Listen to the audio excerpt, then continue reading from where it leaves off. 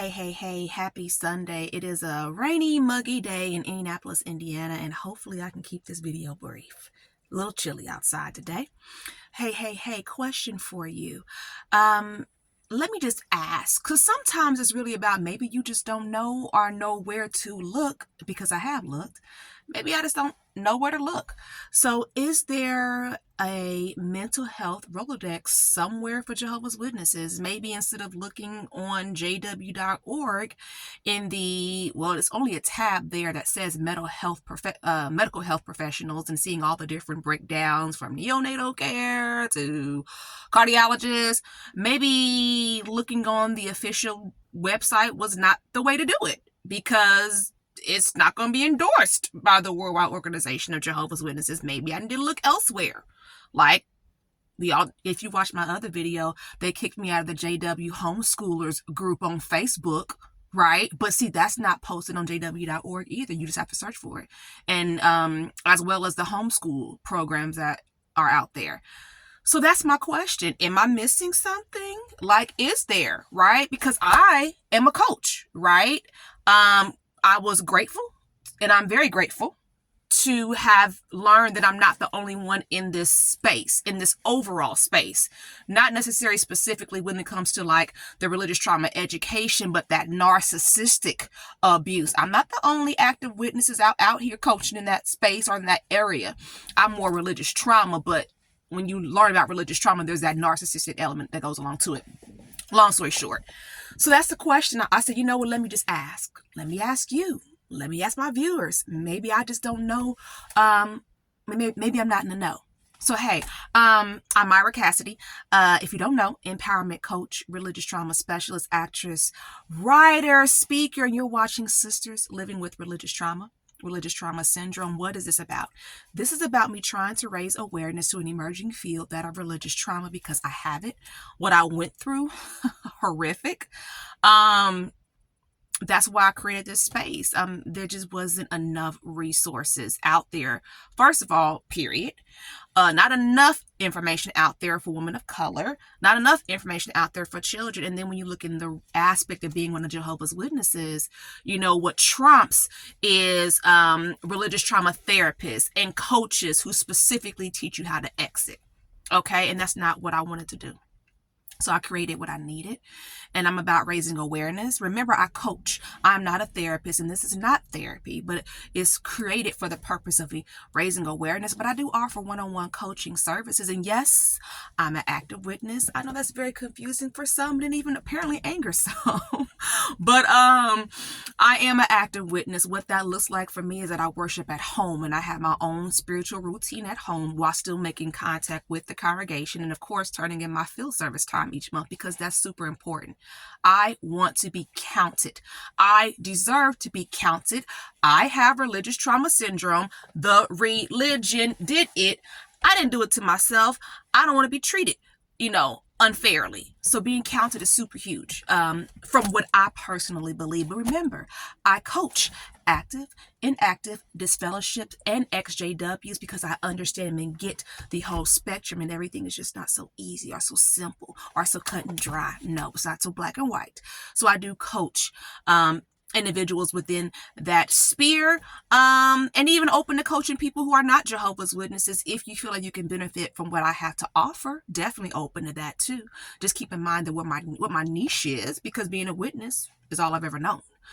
So yes, I do absolutely coach as well. There's information in the comment section below, so reach out to me about that as well. And what else do I want to say here? Subscribe to my YouTube channel, because I must be doing something right. I'm getting ads played on my content, but I'm not getting paid for it. You got to have 1,000 subscribers, so please help me to reach that quota, so I can start also receiving that that income. All right, so that's the question. that's what I wanted to share with you as far as my introduction. And the absolute question on my ask today is there a mental health Rolodex printed someplace for Jehovah's Witnesses, right? That's my question, because before getting kicked out of the JW Homeschooler Facebook group, I was able to get a resource of a wonderful sister who lives in London. She's phenomenal, and she's a narcissistic recovery specialist. How beautiful. How beautiful. Now, of course, she doesn't just teach or coach people who are witnesses, is for whomever, but she does coach a great deal of witness sisters. And that's where we connect, right? We have that theme in there, right? From religious trauma, right? And all of that. So I got to thinking, maybe I just don't have all of the information. I heard about another sister who specifically coaches, like she's a trauma-informed active witness sister coaching other witnesses. So it's like, okay, where's the Rolodex then? Maybe I just don't know. Maybe I'm just not aware, because of course, that's a big thing, right? If you've listened to my journey, that's how I got into drama therapy. Drama therapy works for me because I could not find help for my children and myself. It's looking like drama therapy would be a great modality for my daughter, kind of exploring that and making sure I'm not like pushing my what works best for me on her. So being very careful about that. But if you've listened to me speak, I've went and tried mental health for a very, very long time, right? 2014, the first time I went to therapy, awesome therapist, but I couldn't afford it. It was all out of pocket. $220 an hour, and she was phenomenal. And what's disturbing is that even though she wasn't a religious trauma therapist, right? This is more of a newer emerging field. She told me that, the main problem was like your Kingdom Hall is making you sick. Like you have to move halls. And of course, my then husband didn't want to. He didn't want to move halls. Why? I get to do all this stuff. No, the problem is you got PTSD. It's you hold me back. I want to be a ministerial servant. You. So long story short, in 2015, see, this is what makes me also think about this. Okay, hold on now with me. In 2015, I actually heard about a sister who was a therapist, Caucasian sister, elder's wife, pioneer, and therapist, but I heard about her only through word of mouth. So what is this? Is this like a fear complex where it's like, keep it on the hush hush that, she's a witness and she'll help you out, and connected with her. And there was definitely a lot of positives, but definitely a lot of negatives too, being that she did not understand domestic violence. But one of the most shocking things was she was like, don't go to the elders. Do not go to the elders. She was very adamant about that. They do not know how to unite. They think you can only go from A to B and that's it. So clearly we need mental health professionals then. Plus elders, like what I was told, we're just a spiritual organization. Then why am I going to you for anything for domestic violence anyway, if you're supposed to be expected to judge and disfellowship based off of that, and you don't even know what domestic violence is? So, we're going in a negative circle here. This is toxic. This is not healthy. Where is the support? Where is the help? So long story short, what I would say about that sister, I'm paying her, right? $70 an hour out of pocket. And then she couldn't understand what it meant to be Black. It's like, yeah, sis. Yeah. So, people do not like Black people in America. Okay. Yeah. It's like an everyday thing. Like I can't take off my skin color, like microaggressions that exist here. It plays into this.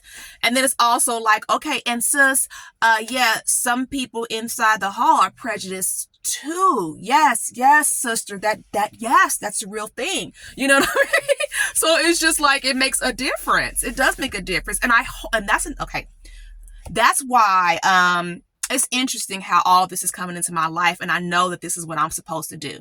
Before, when I first started at Indiana Western University, right, I connected with a sister in Rhode Island who was a survivor of domestic violence. And this is another thing too. All these sisters that I meet, like not all of them, but some of them end up meeting like another brother that treats them really, really phenomenally well. And there's a whole lot of other ones that meet another brother and they get abused again. Just, okay, but long story short, this sister in Rhode Island, that was her journey, right? And she was talking to me, right? Caucasian sister. And she was saying to me, and I even took something that she told me and put it in my place. I asked her, I said, well, why in the world is this going on? Why is this happening in the organization? I said, what is it that they don't know? She said, they don't want to know. They don't want to know.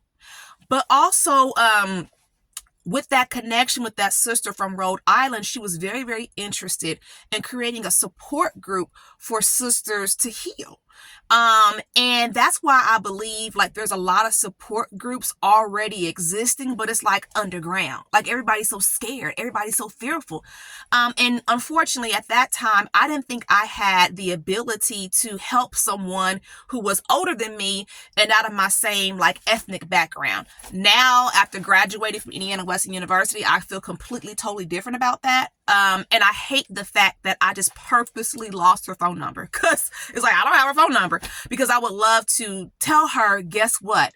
From that conversation we had all those years ago, look at what I'm doing now. And I would love to support you in whatever you're trying to do.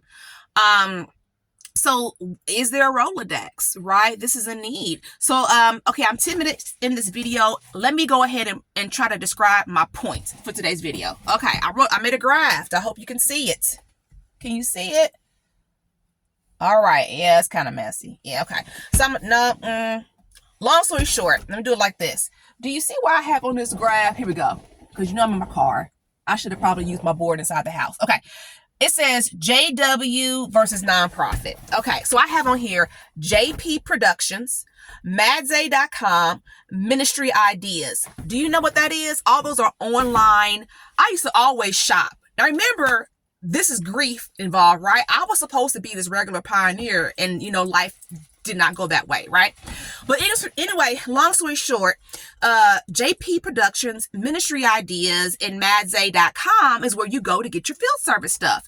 But none of it's like endorsed by Jehovah's Witness organization, right? It's always like this is for a special group of people who need this for door-to-door ministry. We know you're talking about us.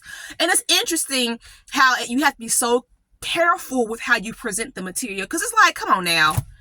Everybody shop on there. Everybody, where do you get your Bibles with your name on it and your baptism date, right? You know what I'm saying? And I used to go on there and try to see which website was best. Okay, who is it? Who's this? Who's this? I remember the brothers from Mexico. Did that happen at your hall? They would come up to America and sell the ministry bags and all of that. So it made me kind of think, well, how much, support are small businesses like this getting? Point. The new system Skool Incorporated, like my daughter homeschools. So like I would have preferred to put her in a homeschool program ran by Jehovah's Witnesses because of what she's endured to help give her balance and for her to see that everybody's not like that. Like, there are, people who like, this is what happened to you and it's hard for you to see. And you're still in that point of blaming God so much because my parents divorced. So definitely, my whole point is that you have these organizations out here and, it's all kind of like by word of mouth, right? And I thought about this. Okay, so is there a JW mental health Rolodex? Let's compare this. And I'm sorry, I always say I'm going to be short. I'm 13 minutes in. I'm going to wrap it up. Let's compare this to, I don't know how to pronounce this, Rahama. Rahama. I'm going to say it again. Rahama. Resources and help against marital abuse. This is what Islam has done. And on their website, like literally it's rahama.com. And literally it says sisters supporting sisters. So why shouldn't there be a resource like this for women who are Jehovah's Witnesses, right? Like, of course, you have my space, so definitely join my private Facebook group, but definitely to help individuals heal and get them financial resources, financial stability. And all it takes is really someone to do just like the new system Skool Incorporation, did. They just did it. And they have it clearly posted. We do not represent the organization of Jehovah's Witnesses. I put that on all of my stuff, right? To make sure I'm protecting myself and my business. And that's my thought. That's my question for today. Maybe I have my facts wrong. I will share one more thing that I wanted to say when it comes to my own personal chosen pathway. Because I think a lot of people want to know, why don't you just leave? Why don't you just leave? Why do I have to? Like, this should have never happened to me. And it's kind of like when I was married. I didn't want to divorce him. I wanted him to stop. He would not stop. And it was so ridiculous, the level of abuse I endured. Remember, if you've heard me talk before, Child Protective Services threatened to take away my children if I did not leave. We both had to sign information stating that we would no longer argue in front of the children, and yet he is still continuing to perpetuate abuse. I mean, my goodness. So it's like I could have easily, because I went back, I could have easily lost custody of my kids. And then I'm divorcing him because he won't stop, and I'm getting punished by the Kingdom Hall for it? When he's breaking the law at this point. He's breaking it's always been assault. Okay. So, you know what I mean? I'm going to stop because I'm going to go off into that tangent. It's always been assault. It's always been against the law. Okay? You don't want Jehovah's Witnesses to watch football because it's a violent sport, but men can abuse their wives. Hey, not get this fellowship. Hey, right? He can go on and marry another witness sister and be stepfather to her son, and they can have a theocratic wedding, and he's done all this. You know, hey, whatever. Whatever. And that's my point. Y'all gonna count me. I didn't do anything wrong. You know what I mean? So that's super huge for me in my journey. So I'm gonna close here. I always intend to keep these videos short. It just does not happen. So please, please, please heal yourself, right? Protect yourself, protect your children, and heal correctly. Thank you for watching.